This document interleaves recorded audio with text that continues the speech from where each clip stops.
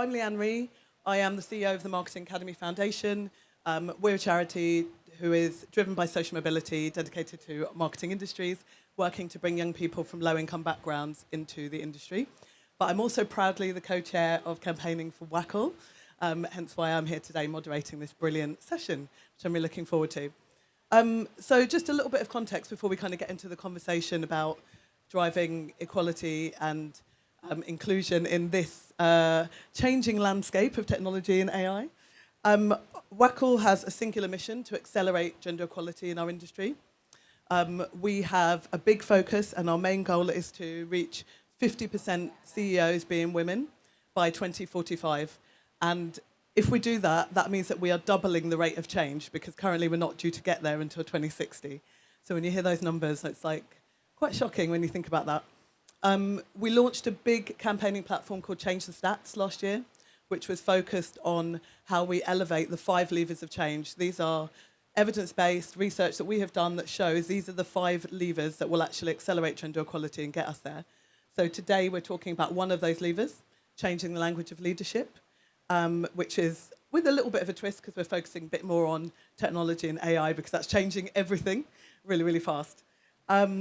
And thinking about how the traits and the words and the way that we think about language and behaviours, how much of that is causing bias that's leaking into the technology that we're building, and what we can do about it. Big thank you to our partner, Channel Factory, for the session. And without further ado, I am going to introduce, well, no, not actually, I'm going to hand over to the panellists to introduce themselves. Let's go to you first, Sarah. Hi, I'm Sarah Holt, and I'm the CMO of Centre Parks. I'm Josh Harris. I'm the CEO of Neverland. Hi, I'm Celine Saturnino. I'm the CEO of Media Plus Group. We're an independent agency group. And I'm Amy Wood from Channel Factory, Commercial Director. Thanks, everyone. First off, I'd like to start with a little quick fire one. What is the kind of one sort of phrase or trait that's associated with leadership, particularly women in leadership, maybe that you'd like to throw in the bin? I always kick off by saying that gravitas is a phrase that I really dislike being used in the industry. I don't think it's very helpful when you're talking about what makes a good leader. It's not actionable, and it's usually used as an opportunity to divert the course of like development and growth a lot for women. So that one, I just don't ever want to hear someone say, "Well, she needs to get more gravitas." Like, no. Sarah, what do you think? I'm gonna pause on gravitas because that was given to me when I was in a whole load of CMO processes about 18 months ago as direct feedback consistently is she lacks the gravitas to be a board member from a load of male How CEOs. very dare they? And when I would go back for actionable feedback, they all said completely different things. None of them could describe it properly, and what it really came down to was speaking too fast and being too passionate. Right. That's what it really came down to, and that was lacked gravitas to be a board member. The other ones that I've been accused of is too emotional and bossy. Like, these are all words that just would not be allowed should not be allowed in the lexicon of leadership anymore. I completely couldn't agree more. I am actually shocked how very dare they. We need to find them. Right, I'm going to come to you, Amy. What do you think? What word should we get rid of? I would definitely bin the phrase hands-on dad. I think it feeds the tacit acceptance that the default setting for fathers is actually hands-off, and it also undermines the fathers that do believe that parenting should be equal. I think if you also look at it through the lens of women, it puts additional pressure on women that they just need to be always on then. And often I actually get told how lucky I am that I have a very hands-on partner, and I mean, God knows I am lucky to have him, but I feel like phrases like that or comments like that actually make women feel like they owe their success to their partners, or their success is viewed through the lens of their partners. So you look at the book Invisible Woman. A lot of data and a lot of the world looks at women through the lens of men. So I would like to bin that phrase and normalize equal parenting. Yeah, just parenting their children. Yeah, that's fine. They can do that. Celine, what about you? I'm going to flip the question on its head a little bit, because I think one of the things about language is it depends a lot on context and tone. and something that AI is still really learning, and it's quite a big challenge facing us going forwards. Something I think from a behavioural perspective that I have quite a big challenge with is authentic leadership, and how do we drive that? And I think I see a lot of kind of priority put onto kind of how you show up at work, and it being framed into energy and how often people speak and contribute. And I think that is a really strong, misguided way of judging people's performance, and not linking that to actually what people do and what they deliver, but just how many words they say in any given day. And that, I think, is a big challenge for authentic leadership and how women in particular show up at work. I love that, especially when we know sometimes the share of voice in conversations just isn't equal anyway. So to be using that as a kind of a benchmark for how good someone is a real challenge. And definitely last, but definitely not least, Josh. I think anything that implies success is wrapped around dominance. So phrases like sharp elbows or trying to use some sort of aggressive behaviour to imply that you're doing well. Mic closer, thanks. So yeah, I think it's very important that the language of leadership involves care, looking after your team, helping them grow. So yeah, anything, just in case you didn't hear at the beginning, anything that implies dominance is wrapped into success. And just on Sarah, we work together, and if there's anything that Sarah does not lack, it is gravitas. Right? I mean, seriously, we've got a hit list now, haven't we? And but I think I know exactly what you mean, Josh. So aggressive, assertive, you know, like, and on their own, those words aren't necessarily challenging, but in the world of work, where, you know, that's not everyone's leadership style, for that to be used as something. I think they're so masculine in coded, their, you know, origin that it's good to move the conversation on from those sorts of words. I love that. So, and on that, we will move the conversation on to our next question. So I'm going to come to you, Sarah, talking a little bit about kind of, you know, because these phrases that we've just talked about, they don't live in a vacuum. They're in job ads. They're in the conversations we have in our meetings, in the boardrooms, right? So as a CMO, how does the language of leadership show up sort of day to day in marketing teams? Like, you know, particularly as well, you know, we are using more AI around writing and things like that. So how do we kind of summarize that? And how do we sort of avoid sleepwalking into some of that bias being built in? Well, I mean, there's years of bias in everything that we do. I keep thinking about words like main shopper audience, which always used to be housewives with kids for years. And in our world, we talk a lot about mum as the primary purchaser of holidays, but ultimately that is gendered language. That is language that shouldn't be allowed. And it's irrelevant whether or not you're a man or a woman. It's just the fact that you're a parent. And I mean, I'll give a live example that I do all the the traditional male roles in our family, and my husband does all the caregiving at home.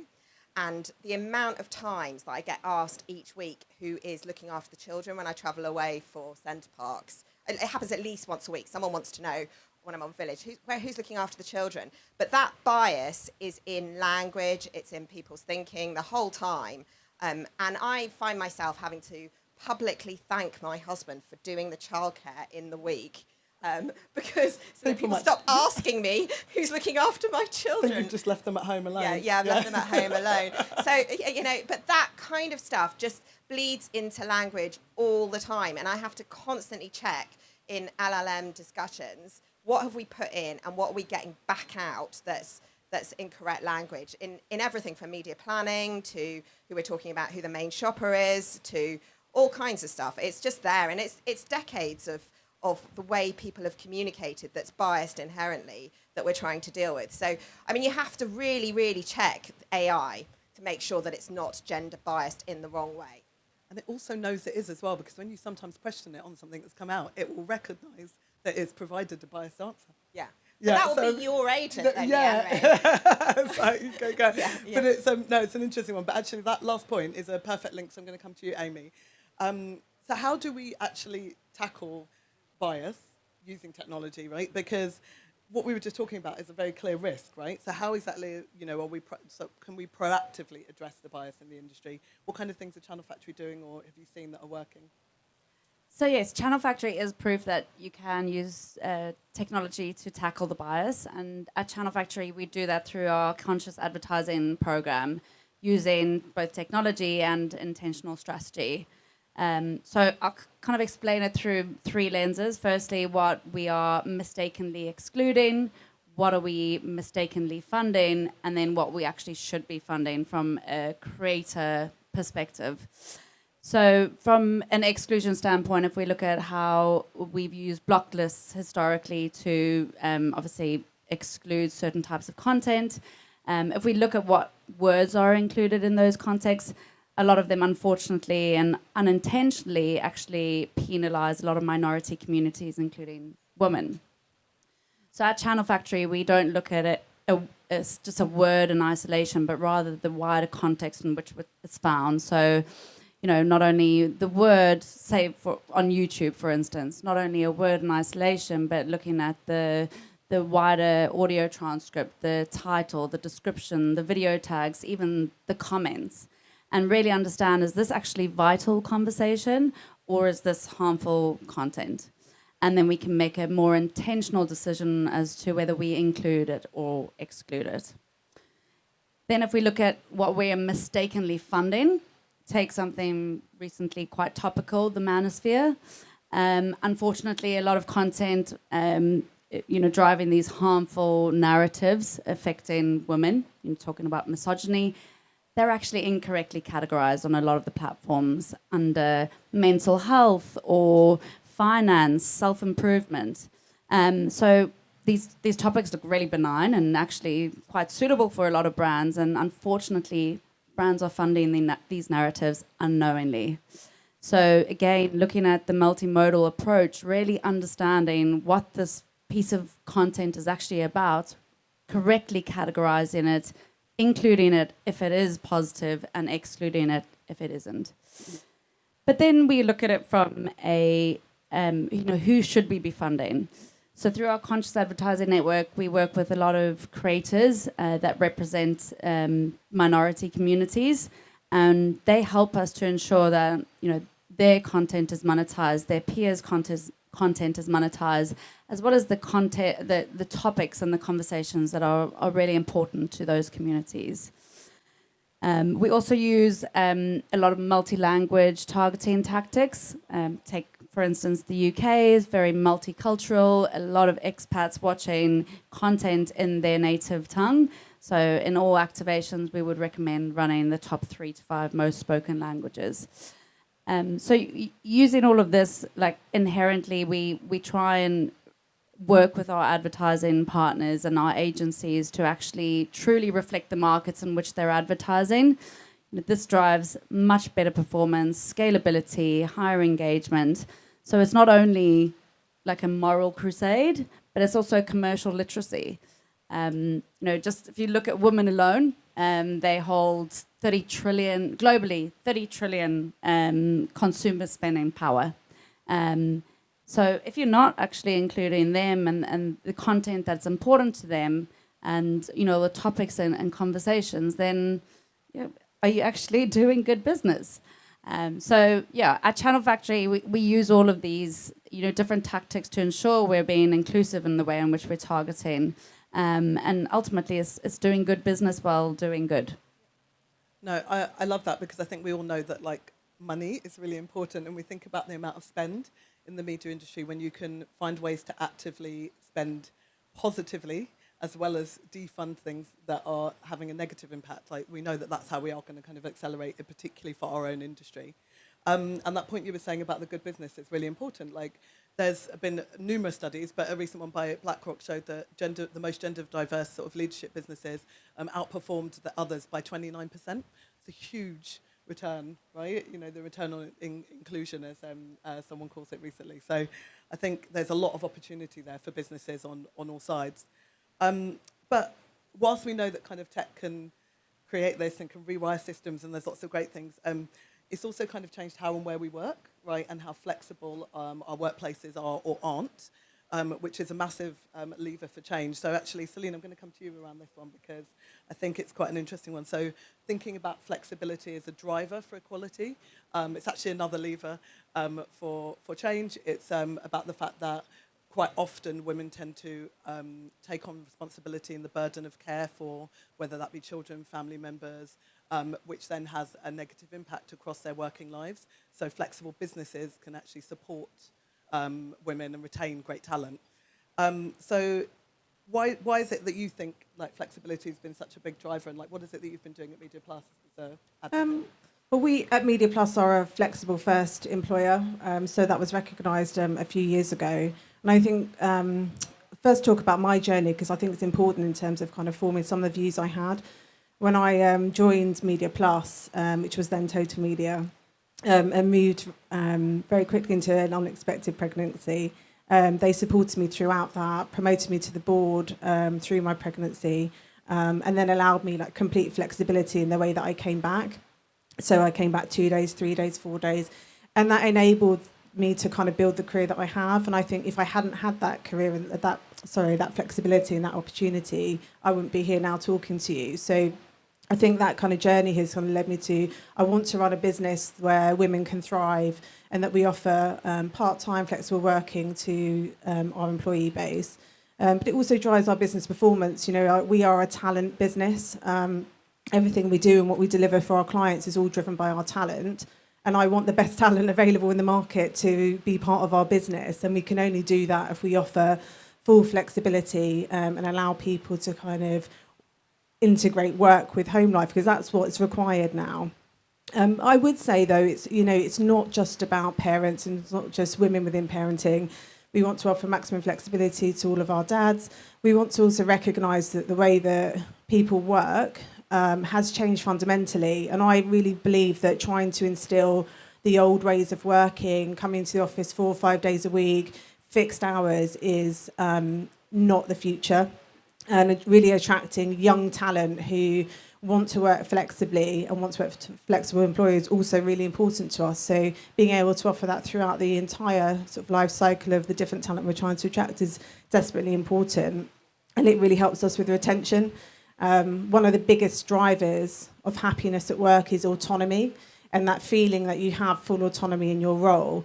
And I'm also very keen on ensuring that people retain and grow their career with us. It's fundamental to business performance, and the brands that we work with don't want a rotating door of talent. So all of the things I'm doing are kind of to drive the talent that we have, but they're also to drive our own business performance. And we talk a lot about two-way flexibility. And I think that's also really important because we need people to understand that we're offering you is maximum flexibility, but we also need you to be flexible with us at times and to make exceptions. And I've found that works really well in our business. We get a huge amount of discretionary effort because people feel valued and they feel like they've got a long-term career with us. So for us, that kind of focus on talent is really important. And to your point about technology, obviously, we're across every kind of technology available to us to make that happen for people. So if people need to join a call while they're picking up their children, or if they need to join a call while they're looking after their mother or go travelling somewhere, then that's fine. They just need to dip in and dip out and just being a lot more flexible. So those are all the premises on why we do it. It's working really well for us. It's attracting and retaining really strong talent and is a key driver of our business success. I mean, brilliant. Like, flexibility as a growth driver, I think, is really, like, a lot of businesses are still sleeping on, because quite often they still say things like, part-time, or, thinking that it's that's a negative thing, right? Or the, compressed hours, seeing that as something that's not possible. When actually, as you were talking about it there, it's brilliant. You can get the best talent. Yeah, people are happier, they're healthier, they're able to kind of manage their lives and build a career with you, which is a win-win for everyone. So how can we unlock more of that, I think, is the question. But culture is kind of set a lot by what leaders do as well as what they say, which is a perfect segue to you, Josh, as a leader of an agency. And I think the role modelling and sort of visible leadership that you do as a working parent is really, really important. So tell us why you think that is important and what difference it has made sort of championing paternity leave in your business in Neverland. We are a people industry, and I think the brilliant point you made about looking after talent becomes really important. For the parents in the company where I work, that flexibility and the focus on being able to prioritise what they need to, whilst being trusted to do their own job and having that autonomy is a very important thing. So we try not to talk about paternity leave and maternity leave, and we talk about parental leave because the onus shouldn't be on mum to do it all. I am a hands-on dad, if that's the phrase that we should or shouldn't say, but not because I feel like I have to, but because I want to. He's my son, I love him, and I want to be there and see his life growing up. And I think it's really important for the leaders in businesses to be open about the parenting out loud that they do. So leaving early to go and pick up your child, you shouldn't ever be apologetic. It's, I'm leaving, I'll see you later, or pick it up. And the people that you have around you in that team will always step in to support. You know, there's quite a few of us on the leadership team that have young kids, various stages. Laura, our CSO, is off with baby number 2. So it's important that when she comes back to Neverland, there is a proper plan for her return. And it's not just going to be an assumption that Laura will be able to come in and do exactly what she was doing before, because she won't. She's been out of the business for 10 months and will need bringing back up to speed on things just as carefully as we plan for her departure. For me, it's the planning and the design that goes into all of these policies. Because if you're not following a policy very vocally and being open about the fact that you stand by it, it's not really a policy. It's a piece of paper. Yeah. And I think as we go into technology with open eyes and open arms, learning the right prompts to use to make sure that that is taken care of going forward becomes critical. I don't know if any of you have used an LLM to write a policy for you, but we just tested it. We asked it to write a parental policy for a man, didn't give it any stipulations about statutory leave, and the policy that came back was all about the 2 weeks entitlement and a certain tenureship to be able to qualify for enhanced parental leave. And that just sets the wrong tone. When my son was born, my wife was very ill. I couldn't go back to work. They wouldn't let me take paid leave, so I took unpaid leave. It was probably the best decision I made because it showed me that the systems that we all operate in are just not good enough for parents to be parents first and employees second. And that's important because if you want to love the business that you work for, you kind of have to get a bit back. So sorry, long-winded answer. No, a long-winded, great answer. Thank you. I think we've talked a lot about parenting, but I think more broadly, because not everyone is a parent, inclusive working policies in the workplace is what is really important, because everyone has commitments and sometimes caring responsibilities outside of children. And I think having businesses that means that your career isn't penalised for that, and recognising the talent and everything that you've brought that doesn't suddenly disappear if you have to look after a sick relative or a child or whatever it might be, and thinking about how to support you through that transition as well as returning back from whatever that change is. So we can see from a lot of the things that we've discussed, there's a benefit to all of the businesses for doing that. Not only is it the right thing to do, but it benefits the businesses that are doing them. So before we kind of wrap up, let's do kind of like quick fire, sort of one action, one takeaway you want to leave the audience with. And I'm going to start from the end. I'm going to start with you, Amy. So I would ask all the leaders in the room to be more conscious and intentional, not only about who you're looking to target, but the ways in which you do that and the technology used and who you're funding in the process. So review your block lists, make sure you're not inadvertently excluding any of the topics and conversations that are important to minority communities and minority communities themselves. And also look at who you're funding, audit the content that you are actually monetizing and the creators that you are funding to ensure that they do actually align with your business values and they're not actually feeding the negative narratives that impact minority communities. Thank you. Yep. I think I would say stop counting the number of people in the office. Presenteeism has got no relationship with performance, and start thinking about how you integrate a truly flexible way of working to kind of really drive talent attraction and retention. And I would love to see significant investment in training for people to understand how to use AI and how to understand when AI is filtering bias. How do you pick that up, understand it and interpret it and not just take the data that it feeds you? really quick and easy, talk about parental leave and not maternity or paternity. My thing is simply that parental stuff, parenting, is not just a women's issue. So start thinking carefully about how you talk about that everywhere. Love it. Some really great takeaways. So we started off, we were talking about how we can kind of avoid sleepwalking into a bias-filled future. And hopefully you've heard some really great things that these leaders are doing in their organisations that are working, ways to kind of implement things in your own organisations. Because whilst we know there's bias in and bias out, as well, equality in, equality out, right? So it works both ways. And remembering that like gender balanced leadership isn't about being woke, it's about winning. Especially in the challenging environment in our industry at the moment, who doesn't want things that are going to help move us forward? So if we pull together, we'll be hitting that kind of 50% CEOs figure in no time, women CEOs. And my ask for everyone is, if you haven't already, please go onto the WACL website and download the Change the Stats playbook. It's filled with loads of research, tips, information, just ways to get started wherever your business is in terms of helping accelerate gender equality. So without further ado, I'll wrap us up. Thank you very much for joining us. Thank you very much to our wonderful panelists, and thank you very much to Channel Factory again for supporting the panel. Thank you. Thank you.